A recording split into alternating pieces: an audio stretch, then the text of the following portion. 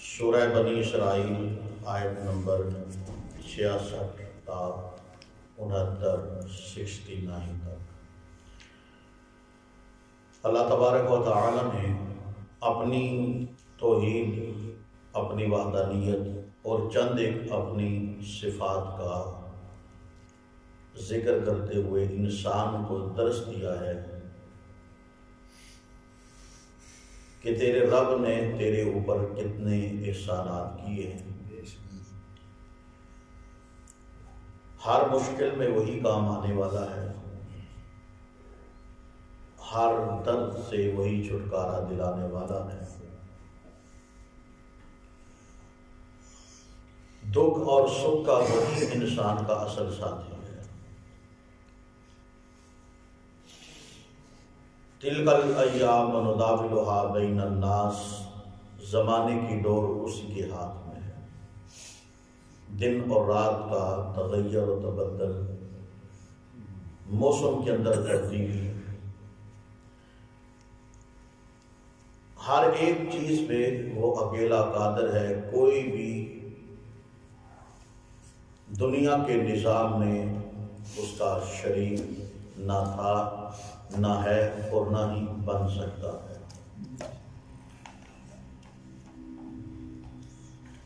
عمومی طور پہ قرآن مجید میں جہاں پہ اللہ پاک نے توحید کا ذکر کیا ہے، صرف ذکر ہی نہیں کیا بلکہ دلائل کے اللہ پاک نے انبار لگا دیے اور معبودان باطلہ قرآن پاک کے ان مضبوط دلائل کا مقابلہ نہیں کر سکے۔ ظاہر ہے ایک طرف نازل شدہ منزل من اللہ دلائل ہوں اور دوسری طرف ایک انسان وہ بھی باطل پرست ہو، شرک کرنے والا ہو، تو اس کے دلائل حقیقت میں اللہ کے دلائل کے سامنے ان کی کوئی اہمیت نہیں ہے، کوئی حیثیت نہیں ہے۔ لیکن انسان کو اللہ تبارک و تعالیٰ کی طرف سے بارہا دفعہ وارننگ ملتی ہے اس زندگی کے اندر اپنے آپ کو سدھارنے کی، جو اللہ کی وارننگ دینے کے باوجود، اس کی طرف سے مہلت ملی، اس کے باوجود اپنی اصلاح نہیں کرتا، تو یہ سمجھ لیجئے پھر وہ تباہی کے راستے پہ چل چکا ہے۔ جب اللہ کی گرفت اس کے اوپر آئے گی تو اللہ کا قرآن شاہد ہے، پھر اس کو دنیا کی کوئی طاقت بھی اس کی گرفت سے چھڑا نہیں سکتی۔ یہاں پہ اللہ تبارک و تعالی نے کچھ اس طرح کی مثال دے کے اس مسئلے کو واضح کیا ہے۔ سب سے پہلی بات کہ اللہ تبارک و تعالی نے یہ پیغام دیا ہے کہ سمندروں کے اندر، پانی کے اندر اگر یہ جہاز، بحری جہاز، یہ کشتیاں چلتی ہیں تو ان کو چلانے والا صرف اللہ کی ذات ہے۔ اللہ کی ذات کے علاوہ کوئی بھی پانی کے اندر چلنے والی کشتیوں کے اوپر کنٹرول نہیں رکھ سکتا۔ یہ بھی مسئلہ حل ہو جاتا ہے کہ کشتی کو چلانا یہ اللہ کا اختیار ہے۔ دنیا میں کوئی بھی ایسا بااختیار شخص نہیں ہے، کوئی شخصیت نہیں ہے کہ جو مشکل حالات میں، کشتی اگر طوفان کی زد میں آ جائے اس وقت کون کام آتا ہے؟ اللہ کی ذات کا۔ یہ تو مشرکین مکہ کا بھی عقیدہ تھا۔ کچھ دن پہلے یہ بات گزر چکی ہے، حضرت اکرمہ رضی اللہ تعالی عنہ کے حوالے سے، بیٹا ابو جہل کا ہے، لیکن بات سمجھ کہاں پہ آئی؟ جب مکہ کو چھوڑ کے، جب اپنا علاقہ چھوڑ کے، عرب کا علاقہ چھوڑ کے دور کہیں جانے کا ارادہ کیا کہ یہاں سے نکل جائے، لیکن جب کشتی میں بیٹھے تو کشتی جب طوفان کی زد میں آئی تو اس وقت اپنے لات و منات، عزا و حبل کو پکارا، لیکن کشتی کے ملاح نے کہا یہاں پہ لات، منات، عزا، حبل ہمارے معبود کام نہیں آ سکتے، یہاں میرا تجربہ ہے سالہ سال کا، عرصہ دراز کا، جب بھی ہماری کشتی طوفان کی زد میں آتی ہے تو ہم جب مسلمانوں کے رب کو پکارتے ہیں تو ہمیں اس مشکل سے نجات مل جاتی ہے۔ اب ظاہر بات ہے اللہ کے کنٹرول میں ہے، ہواؤں کا نظام اس کے کنٹرول میں ہے، پانی کا نظام اس کے کنٹرول میں ہے، طوفان میں بارش کری جو کچھ بھی ہے سب اس کی کنٹرول میں ہے۔ جب چاہتا ہے جیسے چاہتا ہے ان کو بھیج دیتا ہے، اور جب چاہتا ہے ان کو واپس بلا لیتا ہے۔ تو اللہ تبارک و تعالیٰ نے سب سے پہلی بات یہ ارشاد فرمائی ہے کہ سمندروں کے اندر کشتیاں چلانے والا اگر کوئی ہے تو صرف اور صرف اللہ ہے۔ اب چونکہ اہل مکہ کا اکثر جو بزنس تھا، جو تجارت تھی، وہ سمندر کے راستے دوسرے ممالک تک تھی۔ یہ تجارتی قافلے سمندر کے ذریعے کشتی میں بیٹھ کے جایا کرتے تھے، تو عمومی طور پہ جب ان کا یہ سفر زیادہ تر سمندر کا تھا، پانی کا تھا، تو اللہ تبارک و تعالیٰ نے فرمایا کہ ربکم الذی یزجی لکم الفلک فی البحر لتبتغوا من فضلہ، کہ تمہارا رب وہ رب ہے کہ جو سمندر کے اندر کشتیوں پہ کنٹرول رکھتا ہے، ان کو چلاتا ہے، لتبتغوا من فضلہ، تاکہ تم اس کے فضل کو تلاش کر سکو، یعنی رزق کمانے کے لیے جو تمہارے تجارتی قافلے جاتے ہیں، جو تمہارا سامان ہوتا ہے تم رکھ کے لے جاتے ہو، واپس لے آتے ہو، یہ تمام کا تمام نظام، اس کو منزل تک پہنچانا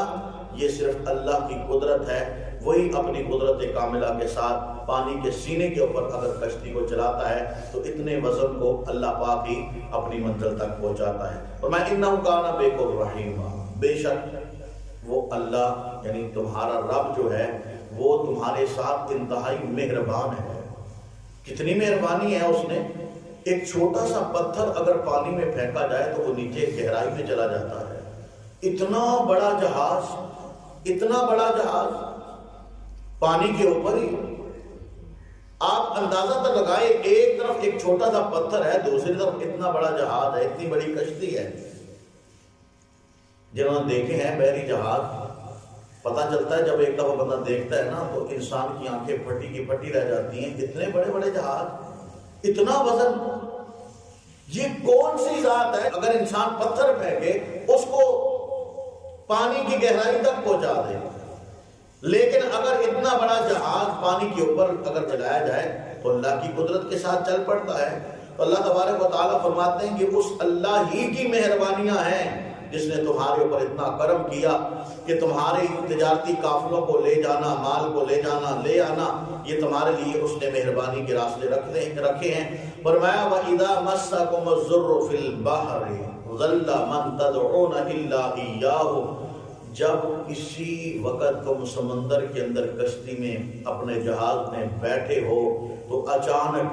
ہوا کی تیزی اس کشتی کو ہچکولے دے اور طوفان کی زد میں آ جائے۔ اللہ تبارک و تعالیٰ فرماتے ہیں جس وقت اس طرح کی مشکل سے انسان دوچار ہوتے ہیں تو اس وقت ضل من تدعون الا اياه، اللہ کے علاوہ جن کو تم پکارتے ہو وہاں پہ ان کا نام و نشان بھی نہیں ملتا۔ ضل ممن ہے، گم ہو جاتے ہیں۔ اللہ کے علاوہ جن کو تم پکارتے ہو، یہ کرنے والا، برنے والا، اولاد دینے والا، مشکلیں ٹالنے والا، یہ جناب یہ کام کرنے والا، وہ کام کرنے والا، یہ تمام کے تمام اللہ تبارک و تعالیٰ فرماتے ہیں ضل من تدعون،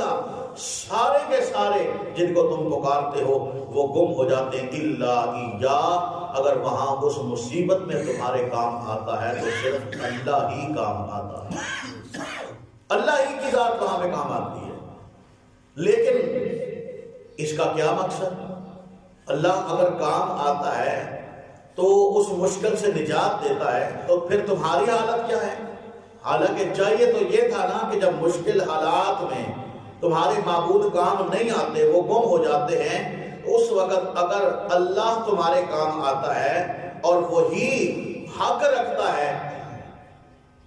کہ اس کی وحدانیت کو اپنا لیا جائے، اللہ فرماتے فَلَمَّا نَجَّاكُمْ إِلَى الْبَرِّ أَعْرَضْتُمْ، لیکن جب وہ اللہ تمہیں اس مشکل سے نکال کے خشکی کے اوپر، سائل کے اوپر جب اللہ تمہیں نجات دے کے وہاں پہ پہنچا دیتا ہے، اعرضتم، پھر تم اس اللہ کی توحید سے اعراض کر لیتے ہو، پھر تم اپنے معبودوں کی طرف مڑ جاتے ہو۔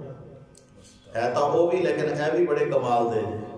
کاٹتے بھی کوئی نہیں نا۔ یہ اللہ پاک نے عجیب یہاں پہ انسان کی ایک فطرت کا ذکر کیا ہے۔ مشکل حالات میں آج بھی آپ دیکھ لیں،